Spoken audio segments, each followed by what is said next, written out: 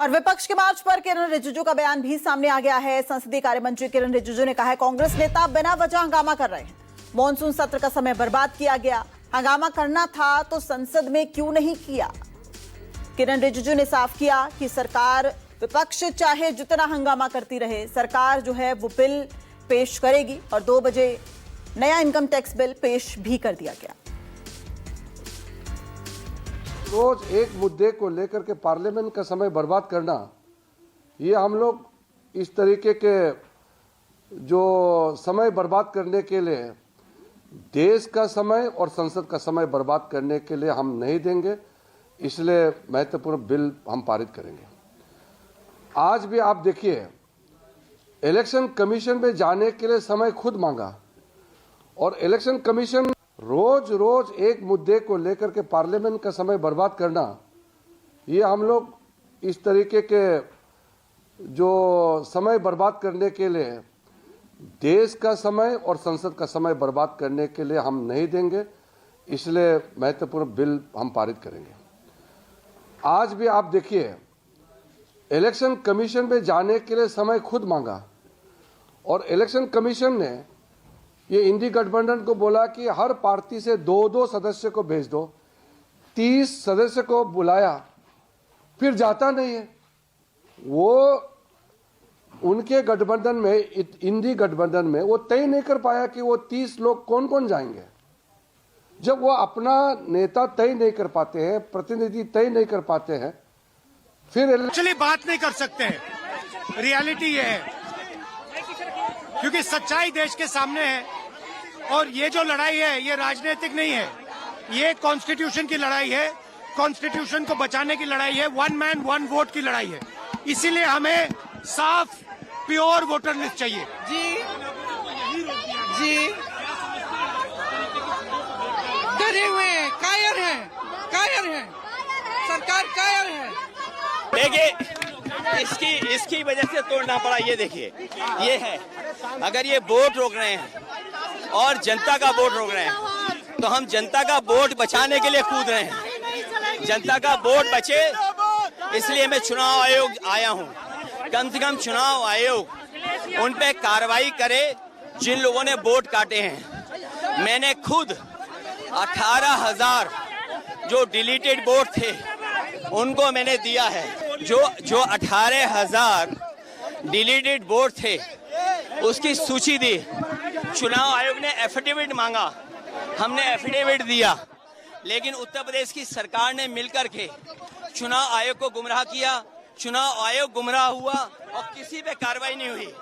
हमारी मांग है कि जिस तरीके से वोट काटे जा रहे हैं, वोट मिटाए जा रहे हैं, गरीब जनता बात को नहीं समझती है। इसलिए कम से कम वोट बने, सबका वोट बने और चुनाव आयोग इंतजाम करे, कोई डुप्लीकेट वोट न बन पाए। कांग्रेस सांसद मनिकम टैगोर हमारे साथ हैं। सर, क्या लगता है चुनाव आयोग आप लोगों को नहीं जाने दिया गया?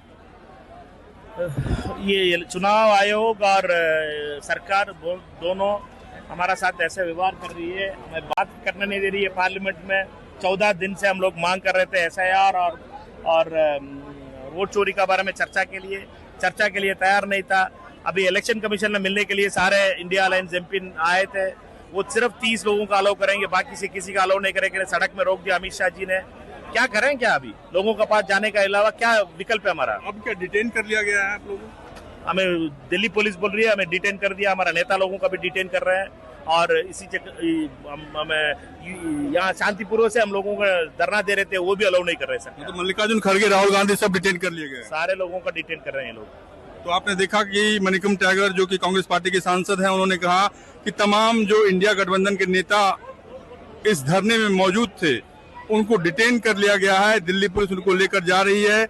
उनको डिटेन करने के बाद कब उनको रिलीज किया जाएगा ये अभी नहीं बताया गया है। लेकिन जो तमाम इलेक्शन कमीशन के खिलाफ उनकी मांगे थी, उन मांगों को आगे भी उठाते रहेंगे, ये इनका कहना है। रमन कुमार, दिल्ली, न्यूज 24। इंडिया गठबंधन के तमाम नेताओं को दिल्ली पुलिस ने डिटेन कर लिया है। प्रियंका चतुर्वेदी हमारे साथ है। मैम, जिस तरीके से आप लोग लगातार इलेक्शन कमीशन के खिलाफ नारेबाजी कर रही थी, आपको लगता है कि चुनाव आयोग ने आप लोगों को मिलने नहीं दिया? बिल्कुल, चुनाव आयोग के पास जवाब नहीं है। तथ्यों के साथ जब LOP ने अपनी प्रेस वार्ता की, उन्हीं का डेटा यूज करके बताया कैसे वोटों की हेराफेरी हो रही है। उसके सवाल के कोई जवाब नहीं मिले हैं और जवाबदेही से बचने के लिए आज आप देख रहे हैं ये लोग हमें आने नहीं दे रहे हैं, उनसे मिलने नहीं दे रहे हैं।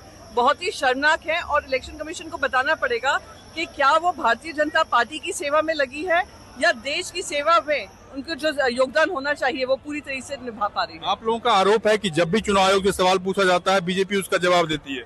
बिल्कुल, भारतीय जनता पार्टी, मुझे तो ऐसा लगने लगा है कि election commission of India Bharatiya Janata party के मुख्यालय पे जाकर बैठ गई है और सारे प्रवक्ता उन्हीं की सेवा में लगे हुए हैं।